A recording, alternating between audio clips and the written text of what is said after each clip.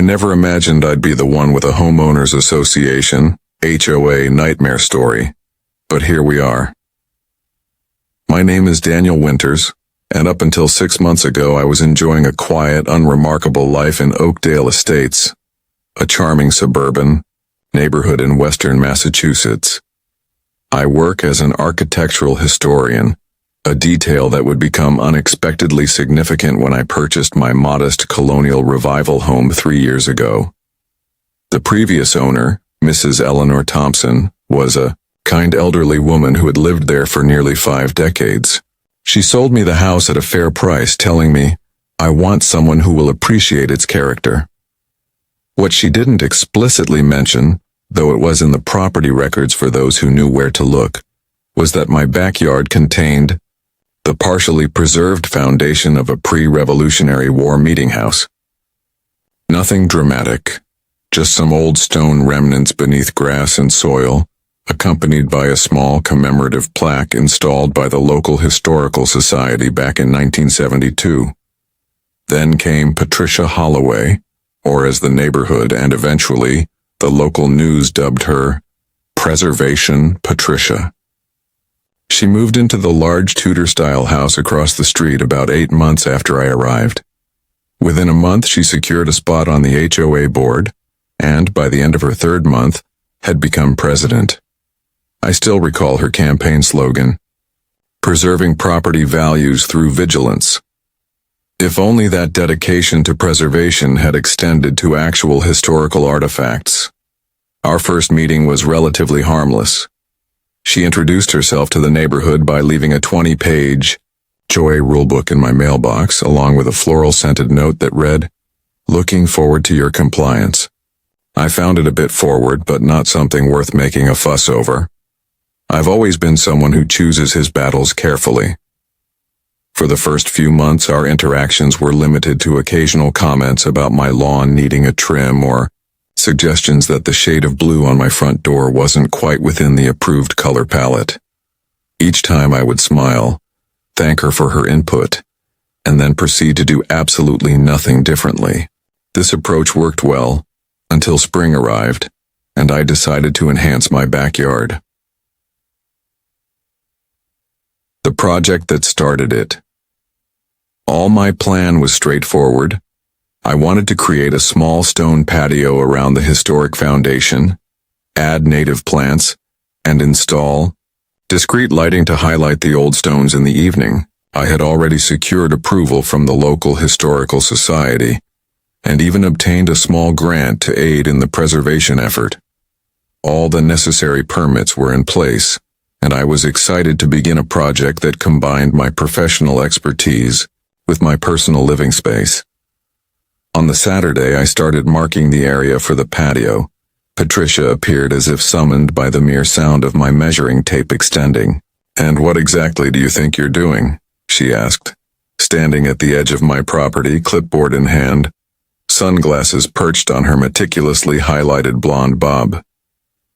I calmly explained my plans, mentioning the Historical Society's approval and showing her my permits.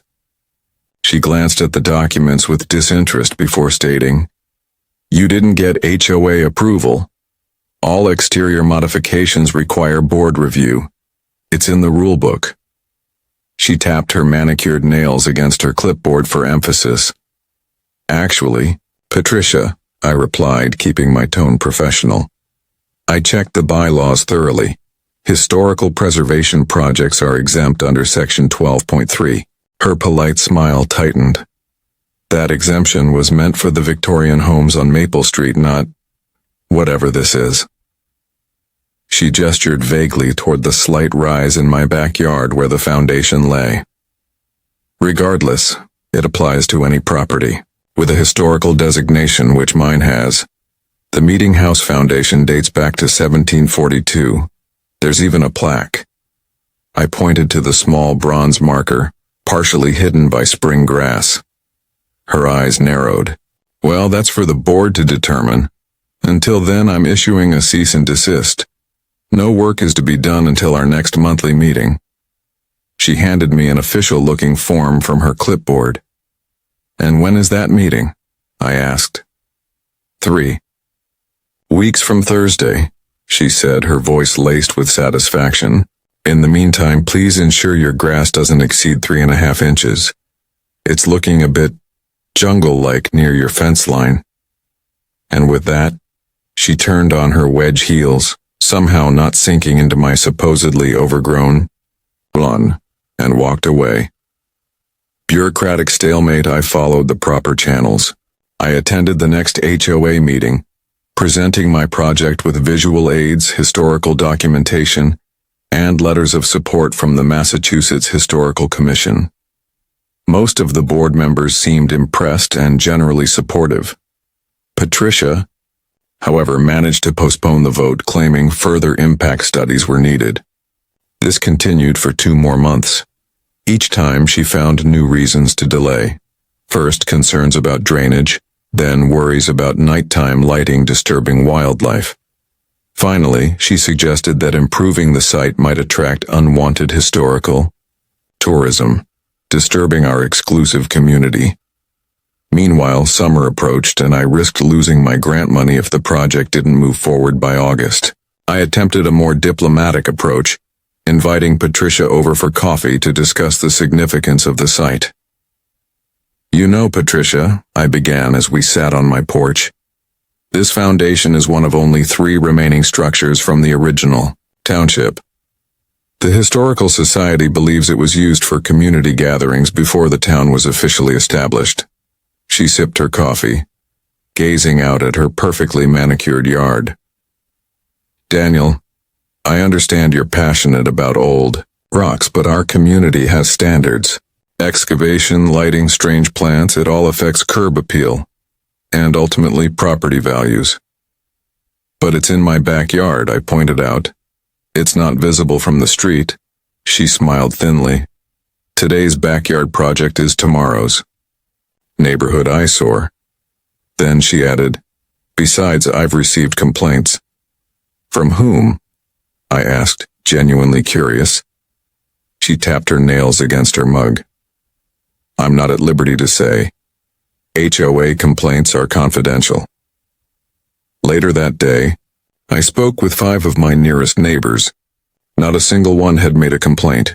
In fact, 2 even offered to help with the project. The breaking point. Then, in July, I came home from work to find something that still makes my blood boil.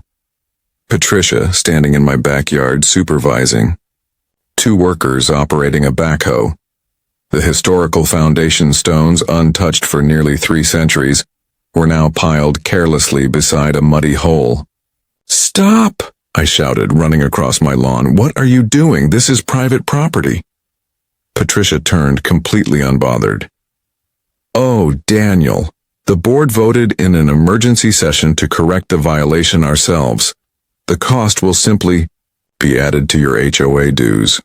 I immediately called the police and the Historical Society. What followed was one of the most satisfying 4 hours of my life. By evening, my yard was swarming with law enforcement, historians, a news reporter, and Patricia, her flawless blonde bob now frizzing in the summer heat. By the next morning, she was on the front page of the local newspaper. HOA president bulldozes historic landmark in landscaping dispute. Within weeks, she resigned from the HOA, lost her job, and eventually put her house on the market, at a price far below market value. As for me, my backyard is now a properly preserved historic site, complete with plaques, lighting, and native plantings. School groups visit on weekends, and I give talks about preservation. Sometimes I consider sending Patricia a thank you note. But then, I remember those centuries-old stones carelessly piled in the dirt, and I decide some history is better left undisturbed.